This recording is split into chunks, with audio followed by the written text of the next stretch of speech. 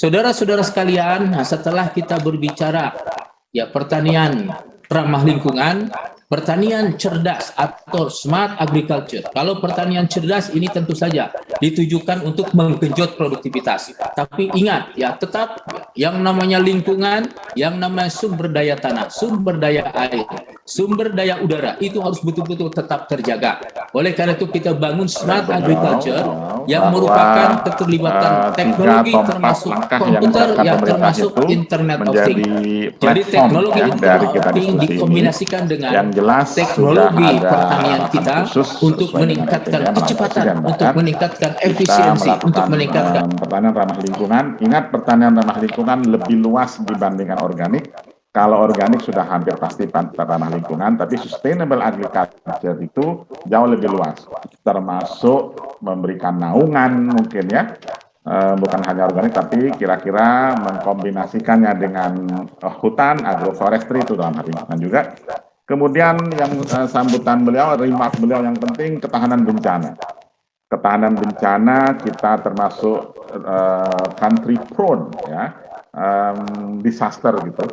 Saya pernah punya data dari IDAT itu bahwa kita memang terus-menerus hidup dengan bencana dan kita perlu mengantisipasinya, setidaknya mengurangi dampaknya. Karena ketahanan bencana termasuk bencana karena perubahan iklim, karena ekologis, karena hidrometeorologis itu yang paling sering, banjir, landslide dan seterusnya. Kemudian beliau menyampaikan tadi low carbon development. Konteksnya sama, kita perlu berdimensinya jelas, ekonomi, sosial, lingkungan, dan governance atau tata kelola. Baik, saya tidak akan mengulas. Berikutnya presentasi atau remarks yang perlu disampaikan oleh Pak Menteri Perdagangan. Dalam hal ini, Pak Menteri Pertanian dulu, maaf. Dalam hal ini, saya beri kesempatan kepada Bapak Profesor Dedi Nur Samsi. Beliau saat ini adalah Kepala Badan Pengembangan Penyuluhan dan SDM Pertanian. Saya anak buahnya Pak Dedi saya lapor Pak Menteri melalui Pak Dedi, saya Ketua KPPN, Komisi Penyuluhan Pertanian Nasional, dan Pak Dedi akan menyampaikan remarks dari Pak Menteri Pertanian. Saya persilakan Pak, mudah-mudahan tidak lama, 15 menit, silakan.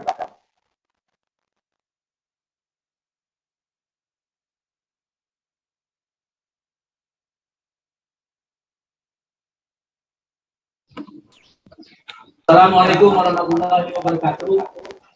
Mohon izin saya share presentation, Prof.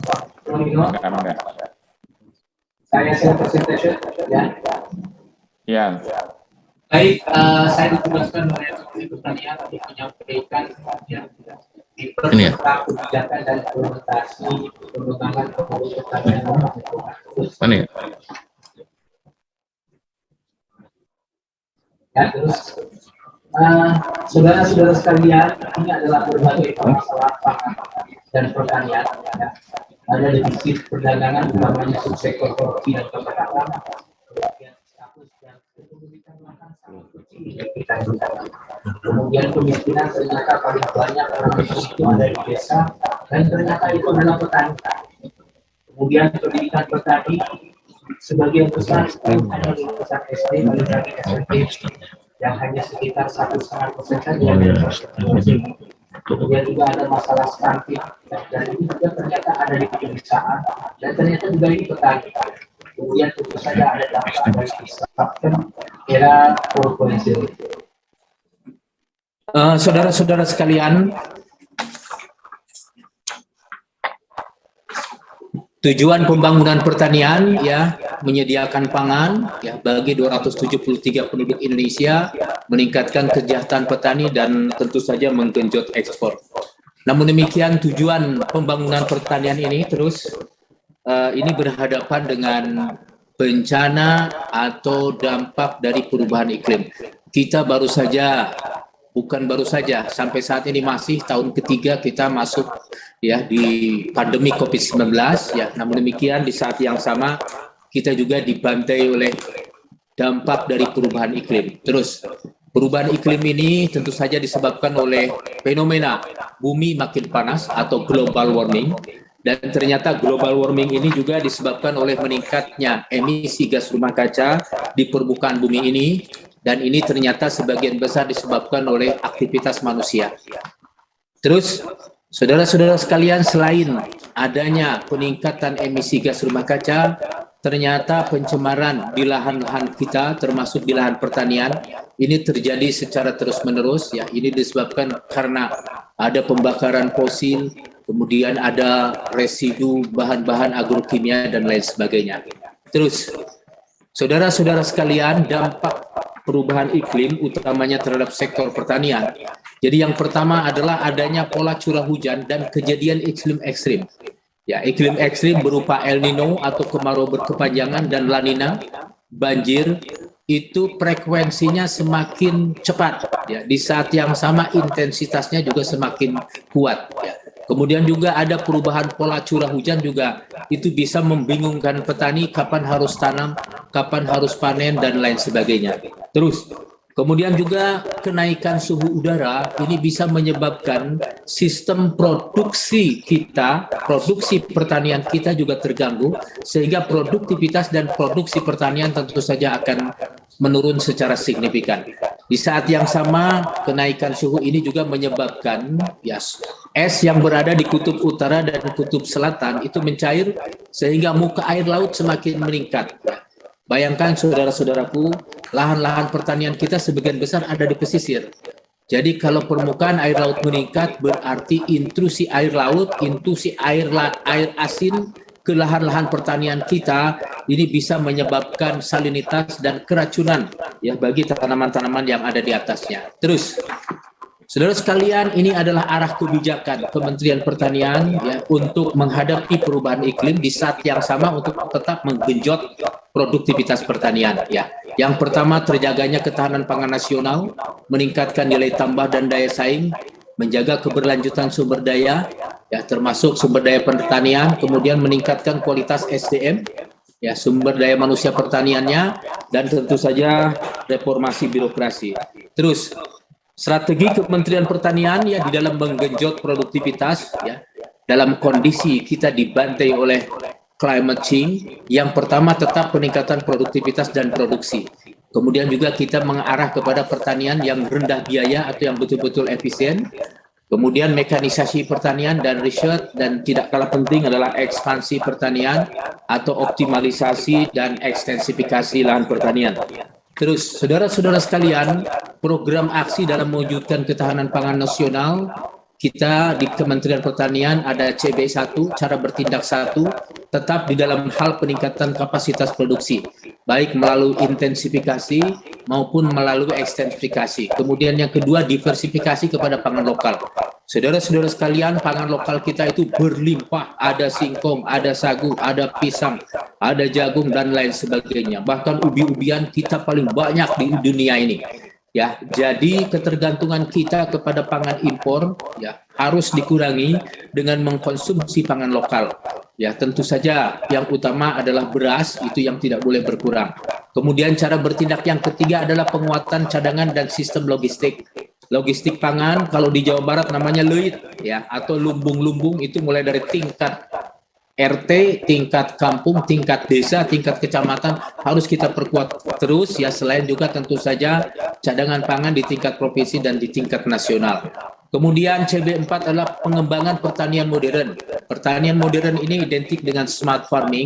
Smart farming tentu saja ya kita memanfaatkan produk bioscience, bioteknologi, pemanfaatan alat-alat mesin pertanian, dan yang tidak kalah penting adalah pemanfaatan Internet of Things ya. Kemudian cara bertindak yang kelima adalah gerakan 3 kali lipat ekspor. Jadi dalam 5 tahun ini kita targetkan ada 3 kali lipat peningkatan ekspor pertanian kita. Terus, saudara-saudara sekalian, kegiatan strategis Kementerian Pertanian ada tanaman pangan, hortikultura, perkebunan, dan tentu saja peternakan. Dan ini semua disupport oleh badan-badan yang ada di lingkup Kementerian Pertanian untuk menuju ketahanan pangan nasional. Terus, saudara-saudara sekalian, berbicara mengenai pertanian ramah lingkungan. Ibu Deputi tadi sudah menyampaikan ya pengertian dari ramah lingkungan ya. Jadi pertanian ramah lingkungan adalah pertanian yang menerapkan teknologi yang serasi dengan lingkungan untuk optimasi pemanfaatan sumber daya lahan, daya alam dalam memperoleh produksi tinggi. Jadi produksi harus tinggi tetapi tetap aman, tetap kelestarian terjaga. Kelestarian lingkungan, kelestarian sumber daya alam tetap terjaga dan aman. Terus, saudara-saudara sekalian, ini tadi sudah disampaikan oleh Bu Deputi, kemudian juga Pak Moderator ya, Prof. Inul, apa bedanya ramah lingkungan dengan organik ya. Jadi kalau ramah lingkungan ya tentu saja tetap orientasinya adalah produktivitas, peningkatan produktivitas, tapi kata kuncinya adalah sumber daya alam, sumber daya lahan, sumber daya lingkungan betul-betul terjaga. Nah, kalau organik tentu saja fokusnya adalah betul-betul pemanfaatan bahan-bahan organik. Tidak boleh ada input anorganik, jadi harus betul-betul organik. Sehingga memang di sini output atau kualitas dari produk pertanian ini lebih utama dibandingkan dengan kuantitas. Terus, saudara-saudara sekalian, prinsip pertanian ramah lingkungan. Yang pertama adalah produktivitas harus meningkat. Kemudian ada konservasi tanah dan air. Kemudian termanfaatkannya limbah pertanian secara optimal atau kita mengarah kepada zero waste. Kemudian diterapkannya pengendalian organisme pengganggu tanaman terpadu, termanfaatkannya sumber daya lokal, adaptif terhadap perubahan iklim, integrasi tanaman ternak, terjaganya biodiversity, rendahnya cemaran terutama cemaran logam berat dan residu pestisida, dan turunnya emisi gas rumah kaca. Jadi ini adalah ciri-ciri ya dari ya aktivitas atau kegiatan atau teknologi yang memegang prinsip pertanian ramah lingkungan. Ya, terus saudara-saudara sekalian, yang pertama meningkatkan produktivitas baik melalui varietas unggul ya, kemudian juga ada pemupukan berimbang, ada penggunaan bahan organik ya. Dan yang tidak kalah penting adalah ada varietas unggul yang toleran terhadap berbagai deraan climate change. Toleran terhadap kekeringan yang disebabkan El Nino, toleran terhadap kebanjiran yang disebabkan oleh La Nina, toleran juga terhadap serangan hama dan penyakit yang disebabkan oleh adanya ya bencah dari hama penyakit. Kemudian tentu saja toleran terhadap salinitas yang disebabkan oleh muka air laut yang meningkat. Terus, saudara-saudara sekalian, pemupukan berimbang itu adalah pemupukan yang betul-betul efisien. Nah, ini bedanya dengan pertanian organik. Kalau di dalam pertanian ramah lingkungan ada pemupukan berimbang, masih memberikan toleransi pupuk kimia. Yang penting kebutuhan pupuk kimia itu harus betul-betul sesuai dengan yang diminta tanaman dan yang diminta oleh tanah. Ya, jadi bukan yang diminta oleh petani, oleh penyuluh atau oleh siapapun, tapi yang diminta oleh tanaman dan yang diminta oleh tanah. Itu sebetulnya pemupukan berimbang. Di dalam pemupukan berimbang penggunaan pupuk organik, kompos, termasuk biofertilizer, termasuk juga mikroorganisme lokal, dekomposer, penambat N, pelarut P, dan lain sebagainya. Itu memegang peran utama di dalam pemupukan berimbang untuk menggenjot produktivitas. Terus, kemudian ada konservasi tanah dan air ya. Kalau di lahan sawah tentu saja jaringan irigasi, tentu saja jaringan irigasi tidak boleh air terlalu banyak yang terbuang, apalagi terbuangnya itu melalui infiltrasi dan lain sebagainya. Kemudian penerapan teknologi panen hujan terutama di lahan-lahan kering, apalagi lahan kering, iklim kering yang curah hujannya sangat terbatas. Nah, ada hujan harus betul-betul dimanfaatkan dengan baik. Oleh karena itu teknologi panen hujan ini memegang peran penting terutama di lahan kering, iklim kering. Terus, saudara-saudara sekalian, pemanfaatan limbah ya, terutama limbah pertanian, tentu saja di situ ada jerami, ada biomas dan sebagainya untuk pemanfaatan bioenergi. Di saat yang sama, limbah pertanian ini juga bisa dimanfaatkan untuk meningkatkan kesuburan tanah, yaitu melalui pengomposan. Terus, saudara-saudara sekalian, pengomposan jerami di in situ. Artinya jerami nggak dibawa kemana-mana, tapi jerami dikomposkan ya di situ, di lahan sawah itu. Sehingga dia bisa meningkatkan kesuburan tanah, meningkatkan produktivitas tanah itu sendiri. Terus, kemudian yang tidak kalah penting di dalam memelihara lingkungan ini adalah biochar atau arang aktif atau arang. Ya, arang yang berasal dari sekam padi, arang yang berasal dari tempurung kelapa, kemudian dari tongkol jagung dan sebagainya, ini luar biasa ya. Sangat efektif yaitu di dalam menjerap residu-residu pestisida, residu logam berat dan bahan pencemar yang lain. Terus saudara-saudara sekalian, kemudian juga penerapan pengendalian organisme pengganggu tanaman terpadu.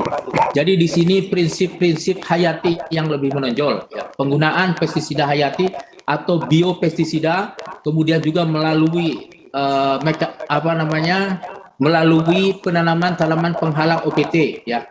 Kemudian juga pengurangan penggunaan pestisida kimia dan melestarikan mendayagunakan fungsi dari musuh alami atau biopredator.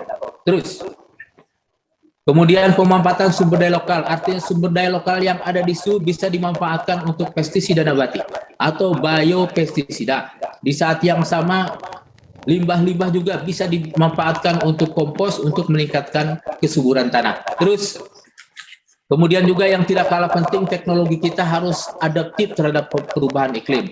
Kita, Kementerian Pertanian, sudah membuat kalender tanam terpadu yang betul-betul adaptif terhadap perubahan iklim, karena di sana dijelaskan bagaimana varietas yang diperlukan kalau kondisinya El Nino, bagaimana varietas diperlukan kalau kondisinya La Nina, kemudian juga bagaimana atau kapan kita harus tanam, kemudian pemanfaatan pekarangan dan lain sebagainya. Terus, saudara-saudara sekalian, kemudian sistem yang betul-betul efisien antara lain adalah sistem integrasi tanaman ternak.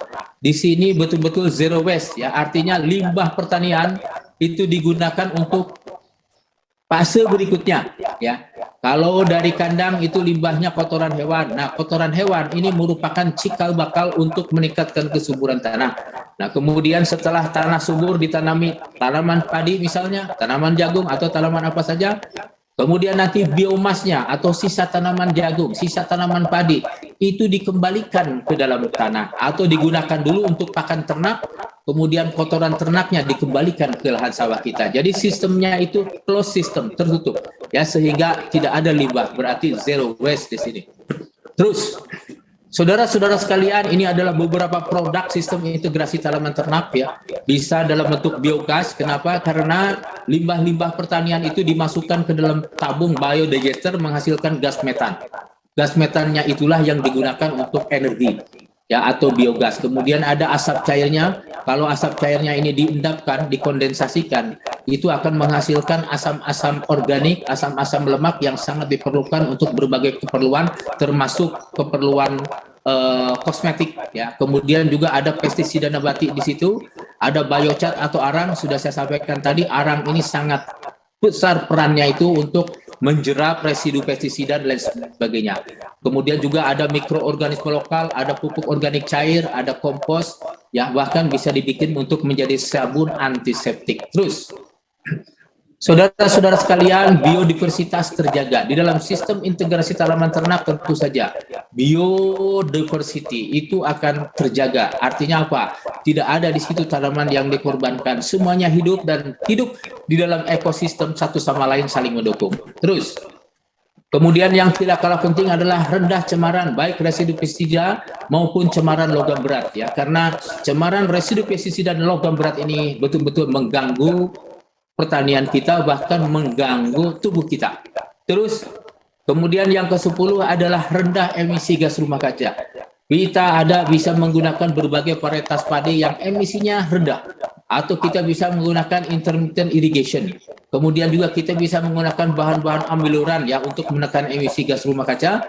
Kemudian juga ada bahan penghambat nitrifikasi, sehingga nitrous oxide bisa kita tekan. Nitrous oxide itu adalah salah satu gas rumah kaca yang sangat penting dari sektor pertanian. Kemudian juga pemupukan efektif dan efisien, inilah namanya pemupukan berimbang. Terus, saudara-saudara sekalian, ini adalah beberapa contoh varietas padi rendah emisi, ada Ciherang, Mekongga, Batanghari, Cigelis, dan seterusnya. Terus, kemudian ini adalah beberapa contoh, ya, pengairan berselang, kemudian alternatif wetting and drying, ini juga sangat efektif untuk menurunkan emisi gas metan dari lahan sawah kita. Emisi gas metan itu 70% emisi gas rumah kaca di sektor pertanian. Berarti kalau kita mampu mengendalikan emisi gas metan di lahan sawah, 70%, ya, emisi gas rumah kaca di sektor pertanian bisa kita kendalikan. Terus, Saudara-saudara sekalian, dan yang tidak kalah penting adalah penerapan teknologi climate smart agriculture, pertanian cerdas iklim. Pertanian cerdas iklim sebetulnya kombinasi dari pertanian tadi yang ramah lingkungan itu.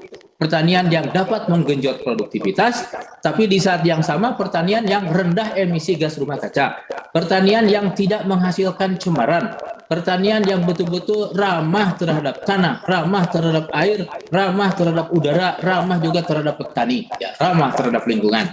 Terus, saudara-saudara sekalian, setelah kita berbicara ya pertanian ramah lingkungan, pertanian cerdas atau smart agriculture. Kalau pertanian cerdas ini tentu saja ditujukan untuk menggenjot produktivitas. Tapi ingat ya, tetap yang namanya lingkungan, yang namanya sumber daya tanah, sumber daya air, sumber daya udara itu harus betul-betul tetap terjaga. Oleh karena itu kita bangun smart agriculture yang merupakan keterlibatan teknologi termasuk komputer ya, termasuk Internet of Things. Jadi teknologi Internet of Things dikombinasikan dengan teknologi pertanian kita untuk meningkatkan kecepatan, untuk meningkatkan efisiensi, untuk meningkatkan produktivitas pertanian kita. Terus, yang pertama adalah mekanisasi. Saat ini ya putra-putri bangsa Indonesia sudah mampu membuat alat-alat mesin pertanian yang tidak ada supirnya, yang tidak ada operatornya. Ada juga alat-alat harvester, ini juga sama, tidak ada sopirnya, tidak ada operatornya. Semuanya dikendalikan oleh Internet of Things, bahkan dikendalikannya dari rumah, saudara-saudara sekalian. Ada juga drone untuk menyebarkan benih, drone untuk menyebarkan pupuk cair, drone untuk menyebarkan pestisida dan lain sebagainya. Terus, kemudian juga ada greenhouse. Nah, greenhouse bisa mengontrol seluruh variabel iklim, saudara sekalian. Ingat, yang namanya pertanian itu tergantung fotosintesis. Yang namanya fotosintesis itu tergantung kepada variabel iklim. Ada variabel suhu, ada variabel intensitas cahaya, ada variabel unsur hara dan sebagainya. Di dalam rumah kaca itu semua variabel dikendalikan agar optimum untuk pertumbuhan tanaman, sehingga produktivitas dan produksi bisa kita atur sampai produktivitas tinggi, kualitas tinggi juga bisa kita atur. Terus, kemudian juga di dalam smart agriculture itu ada smart irrigation. Ada irigasi yang betul-betul cerdas, irigasi yang semuanya dikendalikan oleh Internet of Things, saudara sekalian. Ada yang irigasi tetes, ada irigasi sprinkle, ada juga irigasi yang di dalam subsurface ya. Artinya deep irrigation, artinya irigasi bawah tanah. Ini semua ditujukan ya untuk agar kondisi resource field atau kondisi perakaran tanaman itu betul-betul favorable, betul-betul enak bagi pertumbuhan tanaman sehingga produksi berlimpah. Namun demikian dengan cara ini betul-betul efisien, betul-betul hemat biaya, saudara sekalian. Hanya di awal aja investasi berupa jaringan irigasi dan sebagainya. Selanjutnya itu bisa kita gunakan 20-30 tahun. Terus, saudara-saudara sekalian, ini juga beberapa contoh smart irrigation. Ya, ini adalah sprinkle irrigation untuk tanaman bawang. Ya, ada juga sprinkle irrigation untuk tanaman komoditas lainnya seperti sayur-sayuran. Ada juga yang deep irrigation, itu biasanya di lahan kering, iklim kering untuk tanaman tebu. Jadi dia irigasinya ada di dalam tanah ya. Tapi itu semua bisa dikendalikan oleh Internet of Things. Terus saudara-saudara sekalian, saya kira demikian ya. Sebagai penutup, saya sampaikan bahwa dampak perubahan iklim terhadap sektor pertanian, terutama adanya pergeseran pola curah hujan dan peningkatan frekuensi serta intensitas iklim ekstrim, baik itu El Nino, kekeringan berkepanjangan, maupun La Nina, kebanjiran. Kemudian kenaikan suhu juga menyebabkan sistem produksi pertanian terganggu sehingga produktivitas dan produksi menurun. Kemudian juga kenaikan suhu bisa menyebabkan intrusi air laut ya ke lahan-lahan pertanian.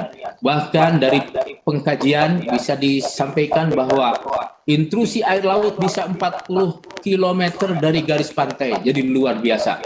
Pertanian ramah lingkungan adalah pertanian yang menerapkan teknologi serasi dengan lingkungan untuk memperoleh produktivitas tinggi, tapi kelestarian sumber daya alam dan lingkungan tetap terjamin. Pertanian ramah lingkungan adalah solusi ya terhadap dampak perubahan iklim ini. Selain teknologi ramah lingkungan, kemudian climate smart agriculture atau pertanian cerdas juga sangat penting untuk menggenjot produktivitas meningkatkan efisiensi dan menjaga kelestarian lingkungan. Demikian Prof. Ibnu, terima kasih. Assalamualaikum warahmatullahi wabarakatuh. Waalaikumsalam warahmatullahi wabarakatuh.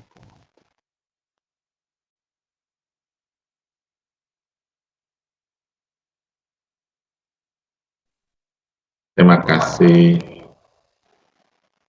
Terima kasih banyak Pak Kabadan. Bapak Ibu sekalian, beliau menjelaskannya sangat komprehensif, terima kasih.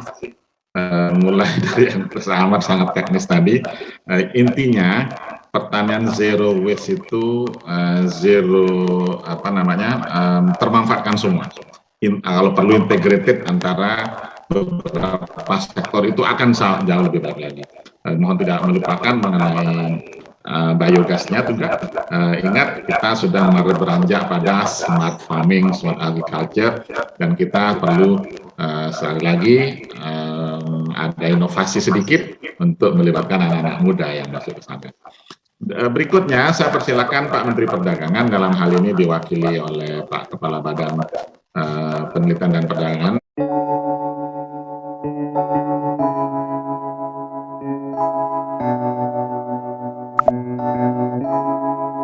Feels like love, Cupid made a shot straight into my heart. Now I'm falling fast and my world's expanding. Feels like love, even though we're kinda nervous together.